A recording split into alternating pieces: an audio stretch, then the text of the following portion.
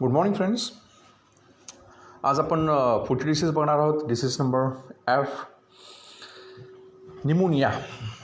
Last लेक्चरला आपण dengue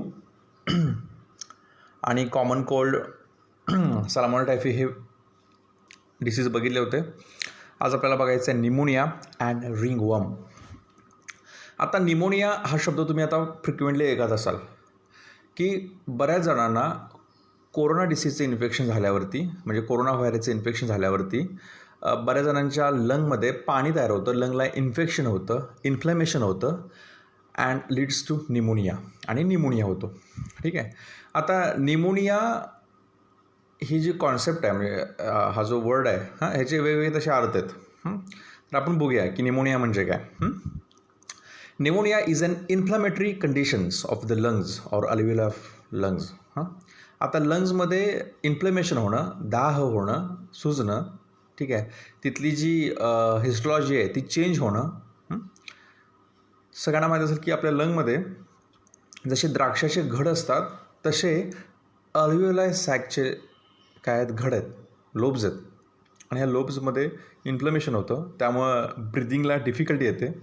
आपल्या बॉडीमधली जी ऑक्सिजन लेवल आहे, जे आता आपण सध्या ऑक्सिमीटरनं मोजतो आहे, ही कमी होते, आणि लास्ट स्टेजला ब्रिदिंग कमी कमी होत त्याचा डेथ होतो. So that is pneumonia.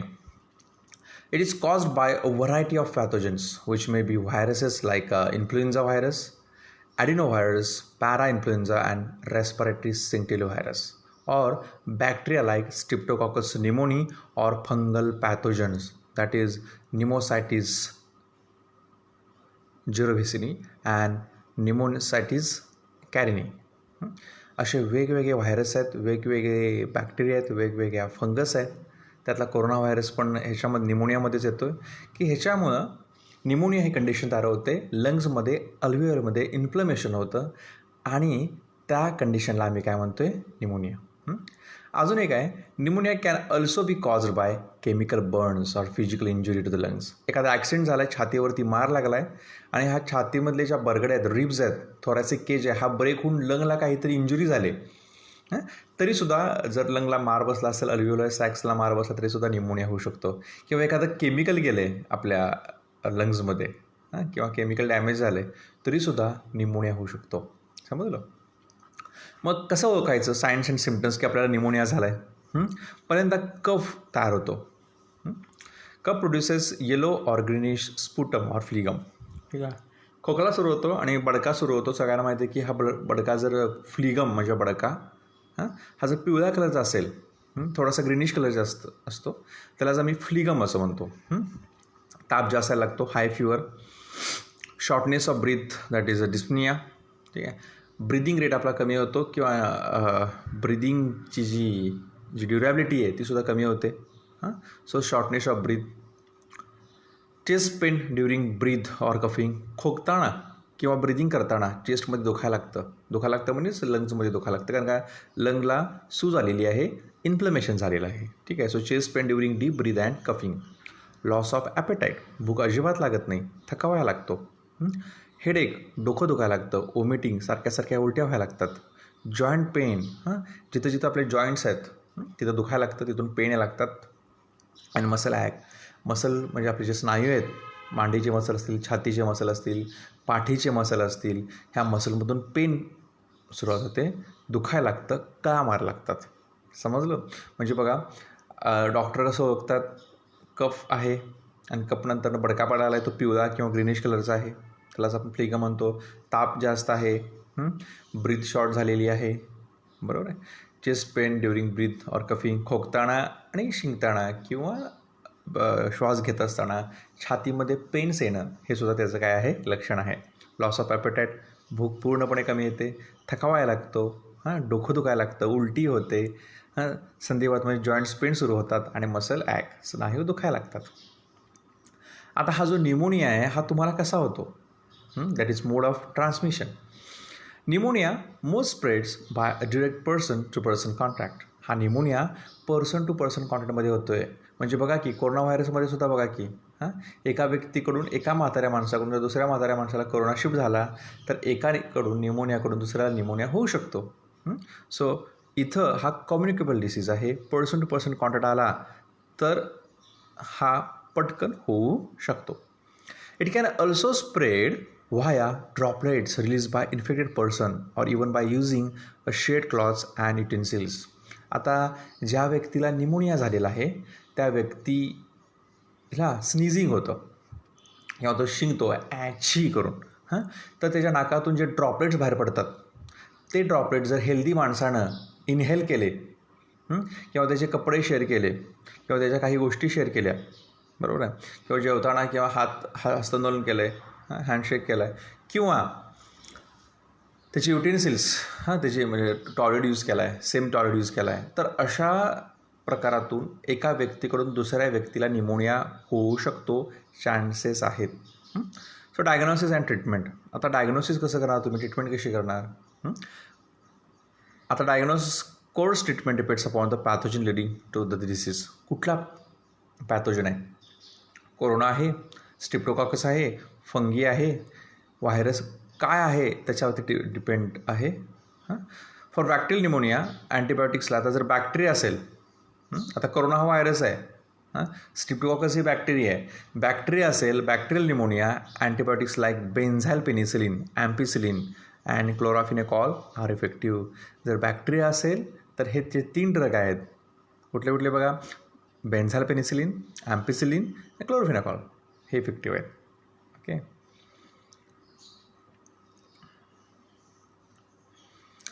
Prevention and control. आता आपल्याला कसं करायचं हे आपल्याला वाटतं का निमोनिया व्हावा, तर नाही आहे. तर आपण काय काळजी घ्यायला पाहिजे समाजामध्ये? Vaccination is important to prevention in both children and adult. Adult म्हणजे लहान मुलांना आणि जे अडल्ट आहेत ह्यांना हे इन्फेक्शन होऊ नये म्हणून वॅक्सिनेशन हवं आहे.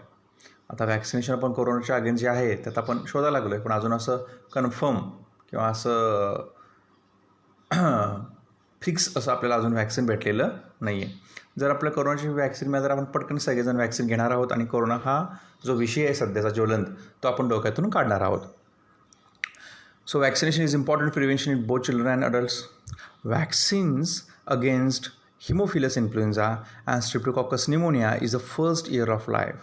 ठीक आहे. आता लहान मुलांना जे जन्मलेले बाळ आहेत त्यांना हे वॅक्सिन दिलेलं असतं का, की जेणेकरून त्यांना हेमोफायलस इन्फ्लुएन्झा किंवा स्ट्रेप्टोकॉकस न्यूमोनियाचं इन्फेक्शन होणार नाही.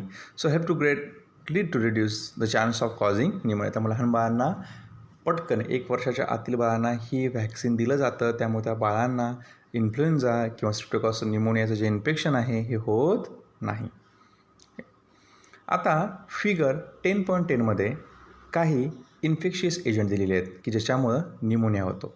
त्यातला पहिला आहे ॲडिनोव्हायरस, स्ट्रेप्टोकॉकस न्यूमोनिया, लेजोनेला निमोनिफेरा आणि ॲस्परगिलस. ही मोल्ड म्हणजे फंगस आहे. ओके. तर legionella pneumophila, adenovirus, streptococcus pneumonia आणि aspergillus that is mould, that is fungus. ह्याच्यामध्ये तुम्ही कोरोना व्हायरससुद्धा लिहू शकताय. ओके. तर हे न्यूमोनिया झालं. आता नेक्स्ट डिसीज आपल्याला बघायचा आहे जी कॉमन कोल्ड, तो आपण कालच बघितलेला आहे शॉर्ट असल्यामुळं. आज आपल्याला बघायचं आहे next disease ringworm, that is डर्मॅटोफायटोसिस.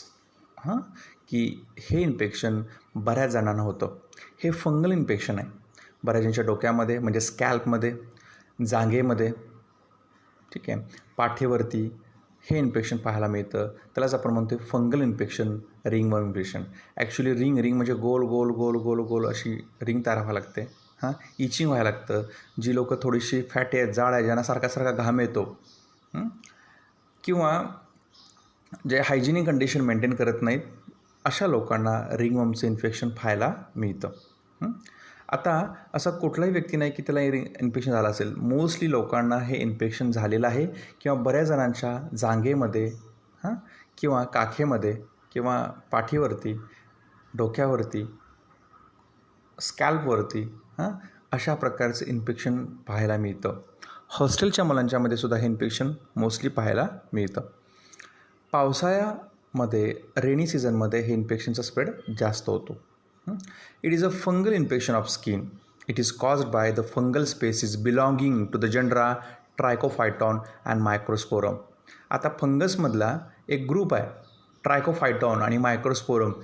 ह्या फॅमिलीमधले मेंबर्स हे आपल्याला इन्फेक्शन करतात.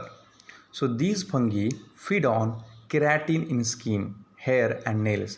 हे जे फंगस आहेत हे आपल्या स्किनवरती, जे केरॅटिन आहे जे स्किनवरती असतं की ज्याच्यामुळे आपल्या स्किनला एक चकाकी आलेली असते, केरॅटिन, हे केरॅटिन खाऊन टाकतात आणि ते जगतात. डोक्यामध्ये पण ते असतं आणि नेल्स, नखामध्ये पण केरॅटिन आहे. मित्रांनो, केस किंवा नखं जाळून बघा, एक टिपिकल स्मेल येतो, हा स्मेल केरॅटिनचाच आहे. ओके, मग सायन्स अँड सिम्पटम, मग हे इन्फेक्शन झाले तुम्ही कसं ओळखू शकताय? तर बघा, infected skin shows enlarge red ring cause due to the ringworm. ठीक आहे, तर इन्फेक्टेड रिंग स्किन ही एक अशी लाल कलरची, गुलाबी कलरची रिंग दाखवते, म्हणून त्याला आम्ही काय म्हणतो आहे, ringworm. Appearance of dry scaly lesion of various parts of the body. ठीक आहे, तिथली स्किन ड्राय होते, स्केली होते, काही जखमा होतात, बरेच जण तिथे खाजून जखम तयार करतात. So these red patches cause intense itching. आणि हे जे रेड पॅच आहे हे सारखे सारखे काय करतात, ते फंगस ते कॅटिन खात असतं आणि त्यामुळे तुम्हाला इकडे इचिंग होत असतं. आणि त्या जर तुम्हाला घाम येत असेल तर त्यांना आणखीन फेवरेबल कंडिशन तयार होते. Infection to nails is term as onychomycosis. ठीक आहे, काही जणांची नखाच्या आत ते इन्फेक्शन होतं. जे शेतकरी, भरपूर शेतकरी रानामध्ये जातात, चिखलामध्ये काम करतात आणि घरी आल्यावरती हातपाय नीट पुसत नाहीत, धुत नाहीत आणि त्यामुळं हे त्यांचे जे नखं आहेत ते आतून हिरवी पिवळी पडायला लागतात आणि त्यांना काय म्हणतो आम्ही, onychomycosis. In which nails become thick, discolored and disfigured. Athlete's foot is the fungal infection that usually begin between the toes. ठीक आहे, बरेच जण असतात ते इन्फेक्टेड म्हणजे स्पोर्ट्समध्ये किंवा ह्याच्यामध्ये सॉक्स जे आहेत, हे सॉक्स इन्फेक्टेड पर्सनचे जर आपण यूज केले किंवा शेतामध्ये किंवा कुठंही जर आपल्याला हे इन्फेक्शन झालं आणि ते आपण व्यवस्थित त्याची काळजी घेतली नाही तर आपल्याला बोटानंसुद्धा, बोटांच्या 2 ह्याच्यामध्ये, म्हणजे पहिलं बोट पायाचं अंगठासारखं आणि त्याच्या जे साईडचं बोट आहे त्याच्यामध्ये जी कॅव्हिटी असते, जी स्पेस असते, त्या स्पेसमध्ये इन्फेक्शन पाहायला मिळतं. तर आम्ही ॲथलेट्स फूड असं म्हणतो. आता हे इन्फेक्शन कसं होतं, mode of transmission. Ringworm is spread by a sharing of clothes. म्हणून लक्षात ठेवा, बऱ्याच जणांना हल्ली सवय आहे, हे तुझा ड्रेस मला वापरायला दे 2 दिवस, ठीक आहे, तुझा बूट मी नेणार आहे. अजिबात कुठल्याही ह्याचे कपडे, इतर गॅजेट्स शेअर करायचे नाहीत. कोंब ऑफ इन्फेक्टेड पर्सन एक्सेट्रा. आता आपण कुठे गेल्यावर तर कंगवा घेतो दुसऱ्यांचा, तर अजिबात दुसऱ्याचा कंगवा कुणाचाही घ्यायचा नाही. आपला कंगवा हा आपलाच पाहिजे. चुकून दुसऱ्याचा डॅन्ड्रफ जर आपल्याला झाला, त्या डॅन्ड्रफमधून हे फंगलचे स्पोर्स आपल्या डोक्यामध्ये येतात आणि आपल्या डोक्यामध्ये पण इचिंग सुरू झालं की समजायला हरकत नाही की आपल्याला इन्फेक्शन झालेलं आहे. So close contact with infected person is another mode of infection. तर हे त्याचे इन्फेक्शनचे मोड आहेत. Diagnosis and treatment. Diagnosis is by physical examination and treatment. Use drugs of nystatin, fluconazole, itraconazole etcetera. हे ड्रग्ज आहेत, nystatin, फ्लुकॅकोनाझोल. हे drug घेतले तर आपण पटकन, किंवा काही क्रीम्स आहेत, काही ऑइंट्समेंट्स आहेत, ज्याच्यामुळे आपण काय करू शकतो, ह्याच्यातून पटकन हे करू शकतो. Prevention and control.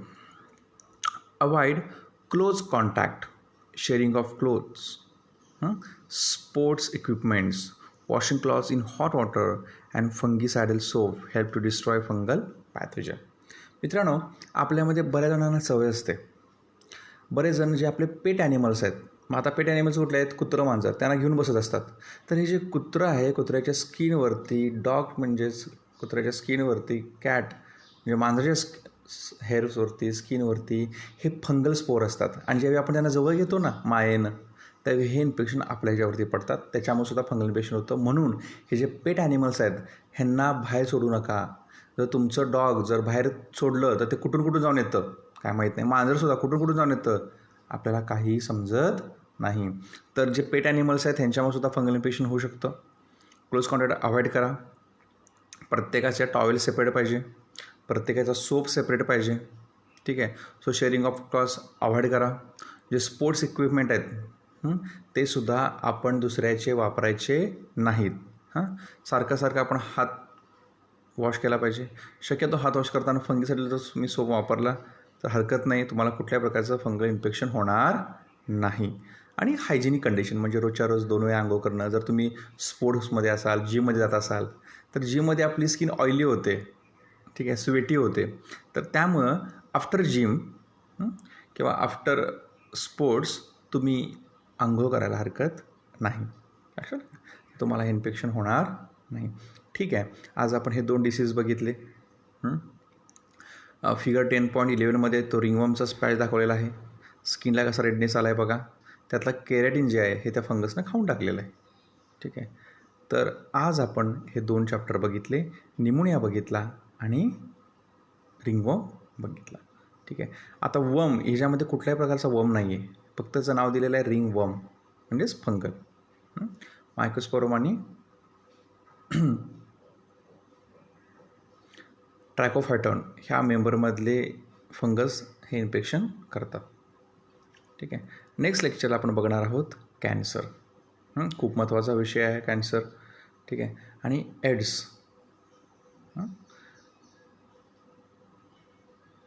ओके.